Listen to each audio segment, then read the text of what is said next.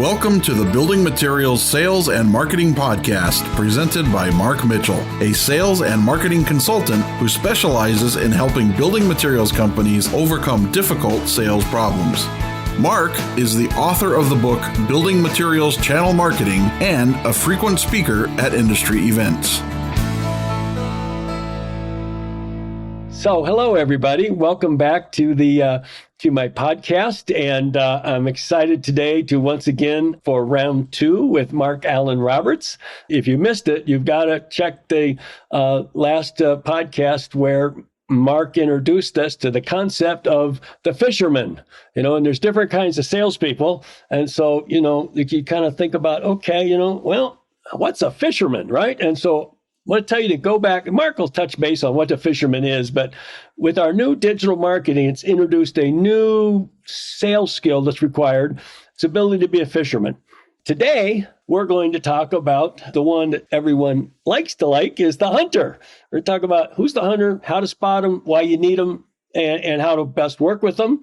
Then in our next episode coming up in a week or so, we're going to be talking about the farmer, who is more important than most people think and can actually is extremely valuable to keep and grow your current customers and to keep them from going to the competition. And then we're going to also talk about the dreaded babysitter. Many of you have babysitters on your sales staff. You don't want a babysitter, okay? Not good. And we'll touch upon that also in an upcoming episode. So Mark, welcome back, and tell us give us a little bit about the fisherman, so that it was a little enticement to go back and if they haven't listened to the past one, to catch up on it. Just what's this fisherman thing? Well, thanks again for having me back. And again, I really enjoyed our last episode, but we were talking about a fisherman. The fisherman kind of happened as a result of the pandemic. People doubled down, tripled down on their digital marketing. They were creating their own leads. And the fisherman's job is to be able to take somebody who has expressed an interest and use really strong selling techniques to reel them in. If you try to reel them in too fast, you break the line or you rip the hook out of their mouth. You go too slow, they shake off the line. So again, fishermen have a place in your business now, particularly if you're investing in digital marketing, and they fall in line with hunters and farmers. They don't necessarily need the same comp plan as hunters and farmers. So what we talked about last time was really understanding the capabilities that are required by each role and putting the right person in the right role. Perfect. So today we're going to talk about the hunter. And part of what prompted our discussion about this is you and I were talking about how many companies expect people to be both a hunter and a farmer. They say, oh yeah, we have a sales team. They're great salespeople. But they're all the same. They're all measured the same. They all have the same kind of expectations, which many times can be simply, I have to make my numbers for the year for my territory. And so I could do that by keeping current customers. I could do that by gaining new ones and losing some current ones. It just seems like there isn't a clear-cut understanding. And I'm not the sales expert that you are, Mark, but more and more I see where if I were the VP of sales of a building material company, I would want to have a hunter or some hunters, business development people. That's their job. Go land the new client and then go work on another one. Okay. And then I want to have farmers who then make that customer feel like, wow, I'm so glad I made the change to this company. This is fantastic. And I'm more loyal. And wow, I'm growing my business with them and so forth. But I find they expect a salesperson can wear both hats. And so I'd love your thoughts on that. And then as we get more into specifically the hunter. Well, again, we look back in the history of sales, right? Whether we want to start with the snake oil salesman selling little bottles of something that would cure whatever you said your problem was. Then you fast forward into manufacturing. Sales was their main job was to sell excess inventory. If somebody made too much, go out and sell it. But what we started seeing was, like any profession, it started getting stronger, much better techniques, much better methodologies. And we discovered people fell into one of two categories back then, which is a hunter or a farmer. The hunter is constantly out there looking for new game. They bring it home and then they move on to the next hunt, right? And then the farmer the farmer is a tremendously valuable person if they're in the right role and they develop that current account and actually gain the greatest share of wallet. But what I find is people assume sales is sales. So one of the hardest things I have to do sometimes when I assess a sales team is actually tell a CEO that who they think is a hunter is actually a farmer, and who they have in a farming role should be in a hunting role. And one of the things we looked at in our assessment is, those two capabilities are absolutely critical to understand, because if you put a hunter in a farming role, they're not going to be successful. Maybe some people would argue, well, they're going to hunt for opportunities at the current accounts. Okay, that's a push. I get what you're saying, but a hunter really needs to be given the focus. They need really strong ideal customer profiles. They need really good marketing and messaging, and to go out and do what they do so well. They have just such a sheer tenacity to get it done, whether you call it grit, resilience, whatever it is, we assess for it. And when we find somebody, they're extremely valuable. And right now is the perfect time to hunt, by the way. You start looking at what's going on with supply chain interruptions. Probably for the last 3 years, as you were targeting large ideal customers, all you heard was, I'm happy, I'm good. The current guy is taking good care of me.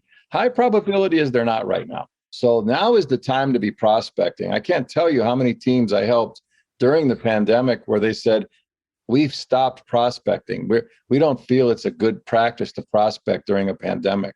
And I needed to reset those mindsets, because it's like, your accounts have more problems now than they've ever had. Don't go out and try to sell them. Go out and try to help them. And that's where, like a friend of mine, Ed Wallace, talks about, have worthy intent to make a difference, right? Yes. So if you're a hunter, where what I call a commission junkie, where all you're trying to do is hit your number, hit your commission, your customers are going to feel that within 3 seconds. Yes. But if you're a trained hunter, where you understand really good discovery questions, really good qualifying questions, you follow up, you build business cases, you help buyers buy, that's what buyers want today. But I think we have way too many people calling themselves salespeople that are really not qualified to carry a bag. Yes, for sure. It's a profession that if you can convince somebody that you're a good salesperson, they assume you are. Right. And until like I met you, I never realized that there could be some tools to measure, their ability to do those things, to be a salesperson. Like a hunter really needs to have a high, what we call will to sell. It's one thing to know about sales. It's another thing to actually want to, have the desire to pick up the phone every day and do it. Right? Yes. I've been finding that many field salespeople today, they go where it's comfortable. Yeah. So they'll go to their best distributor and spend more time there than they should, because they're welcome there. And it's a nice place. Everybody likes them. And there's some customers that they know they probably should go to that aren't so happy with their company. And but they don't want to kind of go deal, let's get this problem ironed out. Or, to heaven forbid, go call on somebody new who might reject me, not want to see me, be rude to me, whatever. It seems like hunters kind of look forward to that. It's kind of like it's a game. It's a challenge. Okay, that didn't work. That's just another no. That's not a problem. That's just, another step toward a yes. Or however, the great hunters I've known in my life, and I'm just, I have not run them through your assessment to see that they are, but my impression is they don't have a down day. They always see an upside to everything that happened, even if it was 5 no's in a row. They went, okay, I learned 5 new things about how to do better the next time. I found wow, that approach didn't work for this kind of customer. What are your thoughts on that, Mark? No, they're like, what you're describing is resilience and grit. They just don't give up. They have this tenacity, what we actually measure for, which is called the figure it out factor. They're gonna figure it out. The other thing that they're really high in is they're not afraid to talk about money. I can't tell you how many people, when we do an assessment, as the dollar value of the deal climbs, the propensity to discount also climbs, or they just simply don't feel comfortable. So again, they're comfortable talking about money. They're resilient. They're rejection proof. That, like you said, they don't hear a no, they hear a not yet. Back in the day, we used to say either you buy or you die, right? I'm going to keep calling you until either you tell me to go away or you go out of business, right? That's a hunter. The other thing about a hunter is they're not afraid to ask really good questions. A lot of times we find people that are saying they're a salesperson actually have a real too much of a need, let's just say, to be liked. Hunters want to be respected. If you need to be liked, you're not going to ask the person like, are you the person that has the buying authority? Well, no, that's rude. No, it's not. Hunters, the most valuable thing to a hunter is your time. So make sure that you're qualifying people and they're really skilled at qualifying. What's the time frame the customer needs it in? Oh, I can't ask that. That sounds pushy. No, you're not being pushy. You're giving the customer great service. Who else influences the sale? Wow, that's rude. That's not rude. They want to give the customer the best experiences. And if you've got somebody behind the curtain that's influencing the sale, the hunter takes the responsibility of building a relationship with that person and making sure they get the messaging they need, right? Well, the other thing, Mark, that you bring up that I found too is good hunters also realize, okay, this is not a real prospect. Okay. Like I can sit here all day long. I'm not talking to the real decision maker. So I'm being played along and so forth. This isn't going anywhere. I am wasting my valuable time. And so I'm going to move on. It's not giving up. It's realizing this is not a good fit. This is not the best use of my time to move forward. Now, at some point, that customer may come around. At some point, something may change. But the situation I'm presented with today, it doesn't matter how many times I say something or the way I say it or whatever. It's just not going to happen. And they're good at identifying that. And there's the difference between their walking away or they're wisely saying, this is not worth my time. I've got more opportunities that are more likely to be a yes than this customer is. What am I right there? Yes, absolutely. Because what they're doing is they're actually being respectful of their own time. One of the best things you can do is disqualify somebody. If all they're doing is shopping on price, for example, that's probably not somebody you want to build a long-term relationship with, right? I don't think you can build a long-term relationship because the next person that comes along with a price, they're going to go to them. And Right. I always tell clients, companies I work with, like the harder a customer is to earn, the longer the potential is you're going to keep them. Right? The easier they are to sell, the easier they're going to be to lose. And a hunter would not at all be nervous about asking the question, do you have a budget to solve this problem or am I helping you build one? That's not rude. That's a business conversation. But I Yes. can't tell you how many people feel uncomfortable, like, wow, that person's not going to like me. No, but they're going to respect you. And again, quick to disqualify is actually a great service for you because what you want to do is don't spend time where there's not an opportunity. Qualify early, qualify quick, and move on. Yes. So interesting thought. So I'm an individual salesperson. I'm listening to this podcast, right? Now, is there things I can look at myself and kind of assess like, am I really a hunter? Am I, what am I? Or, is there some thoughts of like that you could share with the listener who's a salesperson who's going, I'd like to know that. And then also I'd like to know if I want to improve my hunting skills, what things could I do? Right. And again, I guess, you do a little bit of soul searching. Where do you feel the most comfortable? What would it, if I was giving you something to do and you can't believe I'm paying you to do it, what would it be? Would it be going in and clearly understanding a client, how they make money, what their market is, giving them insights to, possibly grow their business? Is that what you want to do? Or do you want to go out and create a network of new people, land big whales? Does that give you the rush? And then if you can answer that question very quickly, you know what you want to be. And both of them are tremendously valuable. The shame is a lot of people have come to the conclusion that a hunter is who everybody needs to be. And I would argue that hunters are really important on capturing those new logos, but you have to have somebody that keeps those new logos happy, have a retention strategy, and somebody that grows them, right? Yeah. So it all starts, again, I'm spoiled because I have a tool where I can tell you if you're a hunter, a fisherman, or a farmer right now. I could also tell you shouldn't even be in sales. Yeah. No, I mean, about 20 to 30% of the people in a sales force shouldn't even be in sales today. Yes. They actually would be happier, and the company would get a greater return on investment if they were in customer service, some other function, right? Okay. Maybe engineering. I've often seen a lot of organizations take somebody out of engineering. Wow, you know the product so well. I'm going to make you a salesman. Congratulations, you're a salesman. No training whatsoever. Right. Or here, read this book from Zig Ziglar or something, Yeah, right? I mean, there's all kinds of great books, podcasts. But again, I was tasked with actually taking recent graduates of an engineering school and making them salespeople. How many of us listening today said at 10 years old, I want to grow up and be a salesman? Very few, right? Just under 50% of graduating engineers are going to end up in some kind of a sales role. You're right. So I highly encourage them when they're in school, if you're one of those people listening now, take a few sales courses, even if you have to pay for them yourself. Read a few sales books. There's excellent books. And again, I'm an old school guy, How to Win Friends and Influence People. Best course in the world. Book. Dale Carnegie. Yep. Again, if anybody wants to reach out to me, I've got my favorites. I'd be happy to share. But again, the hunter is such a critical role because think about it.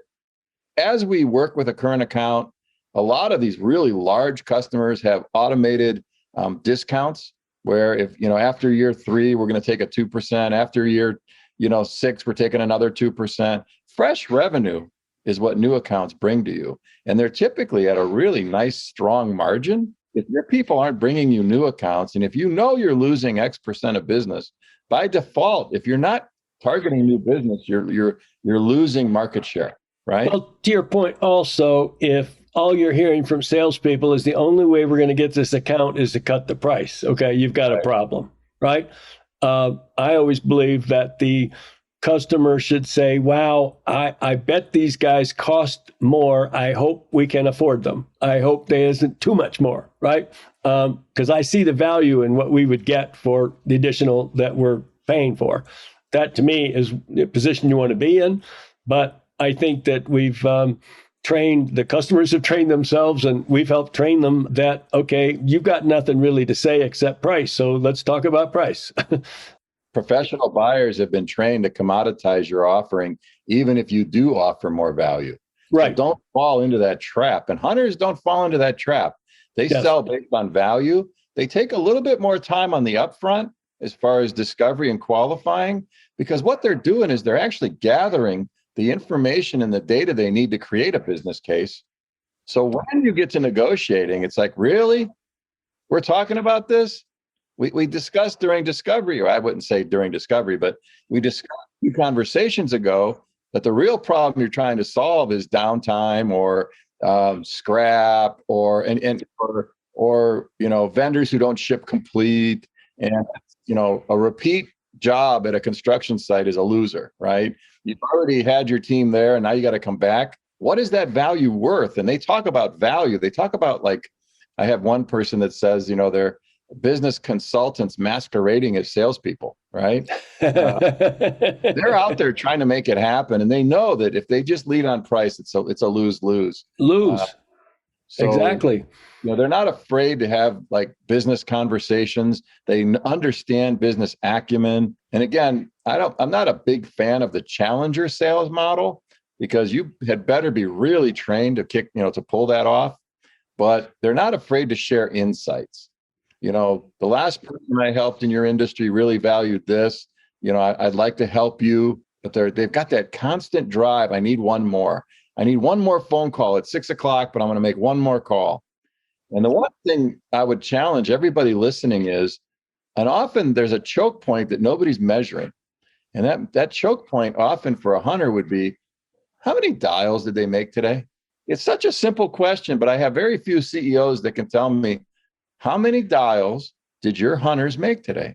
Yeah, and although we have these Salesforce and all these wonderful measurement tools and so forth, and you're right, you don't see that on the dashboard, Because again, I have CEOs always saying, I want to run my sales like I run my facility, my plant.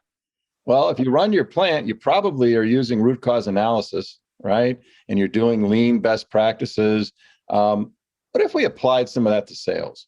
So you've got a hunter. you've got a specific goal for new business and they're not hitting the goal. What data do we have to look at? Well, right now, it's the data that the rep's putting into the CRM, right? What if we had the number of dials, how many times they reached an actual live person, how many times that live person conversation turned into a meeting, how many meetings does it take to turn into a quote, and then what's our close rate on quotes? All of a sudden, this becomes a math exercise. Right. Yeah, that's very smart. Very good advice. So, Mark, another thing comes to mind. So it's one thing, if I've got 10, 20, 30, 40, 60 salespeople, right? And I can step back and say, okay, I can fine tune this and I can get some hunters and some farmers and then replace some people and all this stuff, right? But, if I'm a very small company and, maybe I got one salesperson, maybe I got two, right? Maybe I got three, right? But they're all important to me. And so if I kind of have to play with the team I have, what I'm getting down to is I have to have my people have both set of skills. It would seem to me that even with a small group, well, okay, one person, you have no choice. Like you just got to say, and I guess, one of the things, I make fun of these hats and things, but one of the things I learned is like, today I'm going to be a hunter. I got to just think differently than I thought yesterday, right? I got to think about how many calls I'm going to make. I got to think about, I'm not afraid of rejection or whatever, my issues are. But today I'm this guy. It's a different guy than the farmer guy. And maybe getting them some literally like, here's how you act as a farmer. Here's how you act as a hunter. Like, and here's like, if this was Wednesday's farmer day, here's what you do. Thursday's hunter day, here's how you act. Just my thoughts. What advice would you have to somebody that's in that situation? Well, I like how you're compartmentalizing the days. That would be a strong strategy. We agree every Tuesday we're going to hunt, let's say. And then maybe Wednesday, Thursday, we're going to make sure our current accounts are happy. Fridays, we're going to do our reporting. We're going to get our quotes out. I mean, you could compartmentalize your day. But what I'm seeing more people doing is leveraging that inside salesperson, a business development rep, BDRs. More and more people are investing either in full-time BDRs or part-time BDRs. There's companies that just sell time where you give them your list. The BDR books appointments for your people. And then your person who probably is really strong at presentation skills, product knowledge, application knowledge, has an appointment booked for them with somebody that matches your ideal profile. That is an efficient way to go to market. So you're leveraging your person's natural tendency to be more of a farmer, more of a technical expert, and then you're leveraging technology to get you those appointments. So tell me more about BDR. Yeah, business development. I have one. She's fantastic. I said, look, I want to meet with at least 4 to 5 CEOs a month. Some weeks she gets me 4 to 5 in a week. Her job is to help me connect with people that match my ideal customer profile and set an appointment. And that first appointment is a conversation. I'm not trying to sell them. I think I can genuinely help them. And we do a little bit of discovery. If I find that it's not something I can help them with, I tell them. But if I can, then we schedule a future discussion and go a lot deeper. So that's an interesting thing where, once again, where I think people go, well, you're a salesman, you should make your own appointments. And to me, it's like this idea of playing to somebody's strengths. Right. And if their strength is product knowledge and presentation and so forth, their equal strength is probably not setting appointments, getting into the right person and so forth. That's an interesting thing. And I'll bet that's quite affordable or cost effective also. It's very cost effective. And again, you know me as a data guy, right? Everybody has their opinion. And I used to have a coffee mug that said, your opinion is, although interesting, is irrelevant, right? I want to look at the data. And what the data tells me is most salespeople quit on new business after 2.5 phone calls. Most new business starts happening after 12. Wow. I thought it was like 5 or 7. It's gone up to 12 now. Today, it's not necessarily a phone call. It's that multi-channel approach. Maybe it's a touch on LinkedIn. Maybe it's a touch on Instagram. Maybe you send them a text. Maybe you send them a direct mail. Really top elite hunters use everything at their resources to get that conversation going and keep the conversation going till close. Right. And that means they have to understand social selling. I just did a course for a team of hunters on social selling. they had never been trained on it. They scored like 13 out of 100. So we did the training. And their perception was going into it, this is a waste of time. I'm not going to get anything out of it. Afterwards, I'm getting the reports from the VP of sales saying, you ain't going to believe this, but they did that thing you taught them on LinkedIn, and we got an appointment with the largest account we've been trying to get for years.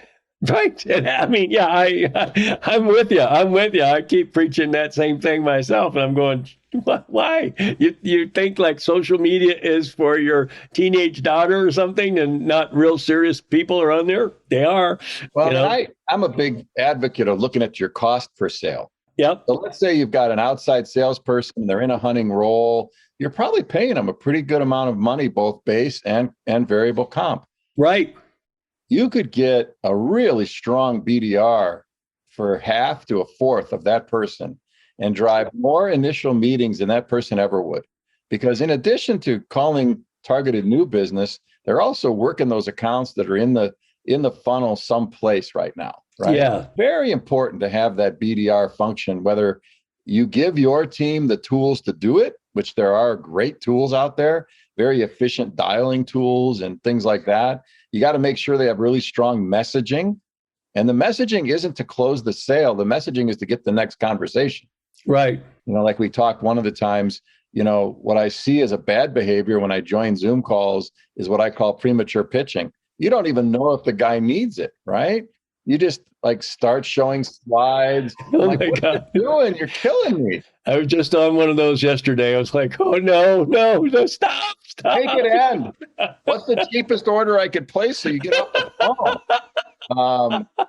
But again, a BDR very simply is out hunting, and they're hunting for appointments to start conversations that turn to revenue. Right. And that can be taught. When we all kind of had to force ourselves to become more virtual, what I found was a lot of those face-to-face people, well, actually the number is 60%.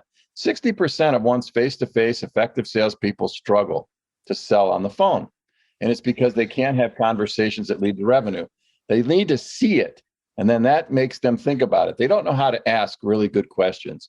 Really good hunters have their 5 or 6 go-to questions that uncover opportunities and lead to future discussions that actually become orders, right? Yes. No, excellent. Well, I think this is been a fresh look at the hunter. You know, the hunter and the farmer have been in sales forever, and I think we both agree that the building materials industry suffers this problem where they look at a salesman's a salesman, and that you and I see 4 distinct types. We see the traditional hunter and farmer, and we see this unfortunate babysitter, and then that's called a salesperson. And then with the advent of all the growth of digital marketing and all the wonderful things our websites and so forth can do for us now, this whole new concept of the fisherman. And I just love that analogy of rip the hook out of their mouth,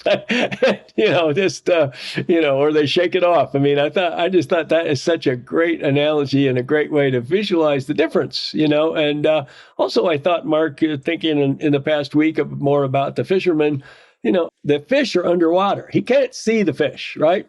Now the hunter can see the prey, the farmer can see the crops, the field, right? The fisherman, there's something tugging on here. Is that an architect? Is that a do-it-yourselfer? Is that a contractor, distributor? Who's tugging on here, right? So it is a different skill set. And you may know, okay, in this fishing hole with this bait, that's probably an architect, all right? But and you get better at it, but as great fishermen do. But initially, you don't really know. And in your analogy there, the hunter, on the other hand, is putting his scope on a very specific prey.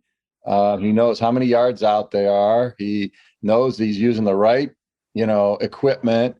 And if he misses the first time, he takes another shot at it, right? He doesn't give up. I mean, he may spook it and he has to come back, the next day, the next week, whatever, but he comes back again and takes another shot at it and learns something from each interaction. So I'm hoping that our listeners are getting as much out of this as I know I am, just as always having a good conversation with you about selling.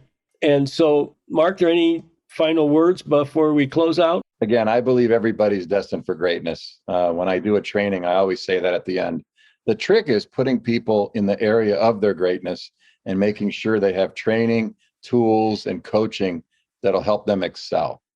And shame on us if we're trying to put hunters into farmer roles, farmers into hunters roles, when there's science now that can actually tell us within a couple weeks of an assessment where somebody should be and how to structure your team. Because it's all about efficiency and effectiveness and driving ROI. Yes. And that's really what the C-suite is talking about. And it's time that our sales team ran with a little more science and less of a dark art. And we can do that now. And I promise you, when you put the right people in the right roles, they're going to create a tremendous amount of value. Yes, well said. Well said. And as you said earlier, I would say also reduce your sales costs. Absolutely. By getting more sales for every dollar you've invested in your sales team. Yes. And so I think that's an important measure. The other is, as we come out of the current thing and situations and things start to get back to whatever we'll call normal, it's going to get back into, you've got to be really good. Your salespeople have to be really good. And the companies that have their act together are going to outperform the ones that don't. And so that's, another reason to really get focused on this. Yeah, I think it was McKinsey's recent study. 28% of company CEOs said they came out of COVID stronger than they went into it. It's because they adapted. They did the thing they knew they wanted to do all those years, but they were busy. Right. Yeah. Or didn't know which, I've got all these levers to change. I don't know which one. And so this forced them to make some decisions that I think they didn't quite know of the 10 different things I can change. Which one should I change? And maybe a fear if I push the wrong lever, I'll upset all the progress we've made. So, right. And a big lever was structure during COVID. Yes, I can't you're right. tell you how many clients went to an inside virtual model, and the CFO has been smiling all the way to the bank. Oh my God! Just think of the reduced T&E expenses. I mean, oh my God! Unbelievable. Useless trade shows. So many things that are pet peeves of mine. So yeah. Well, Mark, this has been great. So, Mark, I'll put it in the show notes for people. But what's the best way to get in touch with you? I just prefer either on LinkedIn, which is Mark Allen Roberts, or just, again, I'm an old school guy. So call my cell, 330-413-8552, and I'll be happy to help you. Thanks again. And I look forward to our next episode where we're going to cover the farmer and the value of the farmer and how to get the most out of them. And thanks, everybody, for tuning in. I hope that you found this to be of value to you and that you'll pass it along to other people within your company that you think could benefit from Mark and Mark's message here. And please let me know if there's other subjects that you'd like me to cover in the future. Until our next episode, have a great day. Take care. Thanks, Mark. Thank you for listening to this podcast from Mark Mitchell on building materials, sales, and marketing. We hope he gave you some fresh perspectives on how to grow your sales, and will listen to future episodes.